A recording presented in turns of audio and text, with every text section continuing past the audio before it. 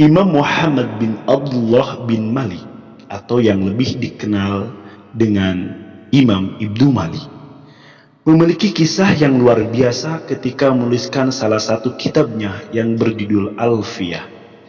Kitab Alfiyah merupakan kitab yang berisi 1002 bait yang mengandung makna-makna dan penjelasan mengenai gramatika dan tata bahasa Arab.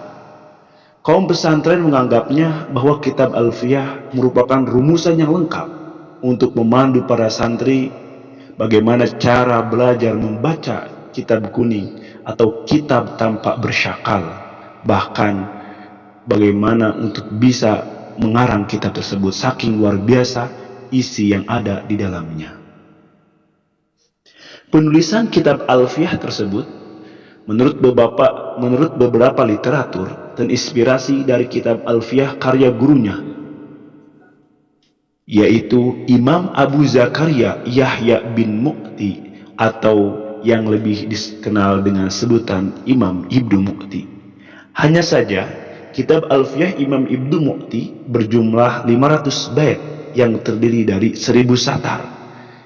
Jadi kata Alfiyah atau 1000 bait di dalam kitab Alfiyah Ibnu Mu'ti itu merujuk pada jumlah satarnya yang berjumlah 1000 satar, yang baitnya terdiri dari 500 bait. Sementara kitab yang kita ketahui bahwa jumlah bait dalam kitab Alfiyah Ibnu Mu'ti terdapat 1002 bait. Menurut cerita, Imam Ibnu Malik merupakan seorang yang alim yang sangat cerdas. Maka semua bait nadhomnya sudah dihafal dari awal sampai akhir sebelum ditulis di dalam kertas. Maka pada bait nadhomnya Imam Ibnu Malik diawali dengan lafaz qala Muhammadun huwa ibnu Maliki. Dalam bait pertama itu diawali oleh lafaz qala, sedangkan qala merupakan fi'il madi atau kata kerja yang menunjukkan masa lampau. Padahal sama sekali belum ada kata-kata lain sebelumnya. Artinya, pada sejatinya Imam Ibnu Malik sudah mengatakan, menuturkan, membayangkan, menuliskan, atau menghafal apa yang akan ia tulis.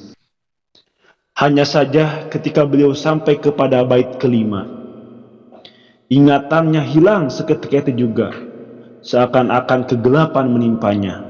Tak ada hafalan yang tersisa, sehingga beliau kebingungan. Lalu apa yang menjadi penyebab atas lupa segala hafalannya?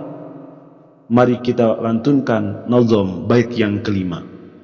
Wa taqtadi ridon bi ghairi suhti fa'iqatan alfiyata bni mukti, yang artinya wa taqtadi ridon bi ghairi suhti, dan aku berharap kitab ini akan menarik keridhaan Allah tanpa dibarengi benci. Fa'iqatan alfiyata bni mukti, adapun kitab ini lebih unggul dibandingkan kitab Alfiyah karangan Imam Ibnu Mu'ti. Di tengah kebingungannya, Imam Ibnu Malik memejamkan mata. Lalu ia bermimpi beliau dibangunkan oleh seorang kakek yang mengenakan pakaian serba putih, menggunakan sorban hampir menutupi sebagian kepalanya sehingga wajahnya tidak tampak secara jelas. Sambil menepuk pundak Imam Ibnu Malik, seorang kakek itu membangunkannya. Wahai anak muda, bangunlah, bukankah engkau lagi menyusun sebuah kitab? Iya kek, Imam Ibnu Malik menjawab. Tetapi tiba-tiba aku lupa semua hafalanku. Aku tidak bisa melanjutkan karangan kitabku. Lalu kakek itu bertanya, sudah sampai mana karangan kitabmu? Lalu Imam Ibnu Malik menjawab, baru sampai bait ke yang 5. Wa taqtadi ridon bi ghairi suhti fa'iqatan alfiyata bni mu'ti. Lalu sang kakek itu tersenyum dan menawarkan dengan niat baik dan ramah, bolehkah aku melanjutkan hafalanmu? Lalu Imam Ibnu Malik dengan bahagia, tentu saja. Kemudian sang kakek itu membacakan sepenggal bait yang disarankan. Fa'iqatan minahwi alfi baitin wal hayu qad yaglabu alfa mayitin, yang artinya fa'iqatan min nahwi alfi baitin, seperti halnya mengungguli dalam ilmu nahwu 1000 bait ini. Wal hayyu qad yaklabu alfa maitin, orang yang hidup terkadang mengalahkan 1000 orang yang mati. Setelah mendengar bait tersebut, Imam Ibnu Malik pun terbangun. Ia pun sadar bahwa sosok seorang kakek yang ada dalam mimpinya tiada lain ialah gurunya Imam Ibnu Mu'ti.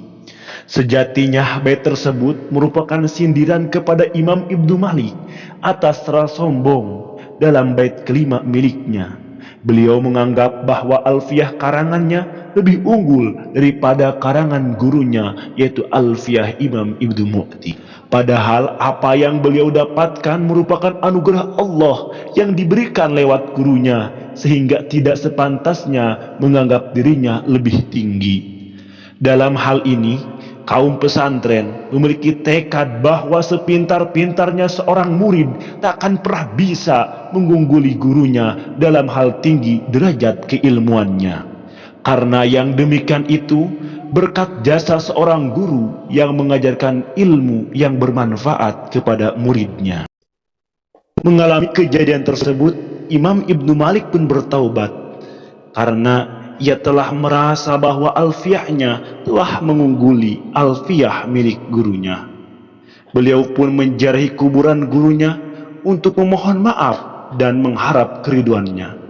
Setelah berziarah, kemudian beliau menambahkan 2 bait yang sebelumnya tidak pernah dipikirkannya, yang mana 2 bait tersebut berisi tentang sanjungan dan ketakdiman dirinya kepada gurunya Imam Ibnu Mu'ti. 2 bait tersebut ialah wa huwa bisa bikin haijun tabdila mustaujibun sana'iyal jamila wallahu yaqdi bihi batin wafiroh li walahu fi darajatil akhirah. Setelah menyelesaikan 2 bait tersebut, maka terbukalah hafalan-hafalan Ibnu Malik, hafalan yang tadinya terlupakan. Maka dengan segenap jiwa Imam Ibnu Malik melanjutkan penulisan nazm alfiyahnya hingga berjumlah 1002 bait. Maka itulah sebabnya kenapa alfiyah Ibnu Malik berjumlah 1002 bait, karena memiliki tambahan 2 bait setelah melalui Misri bertemu dengan guru beliau dalam mimpi. Kitab alfiyah ini juga sebagai pengingat kita akan ketakdiman kepada guru dan kiai, dan juga sebagai panduan kita untuk memahami Al-Quran dan Al-Hadis.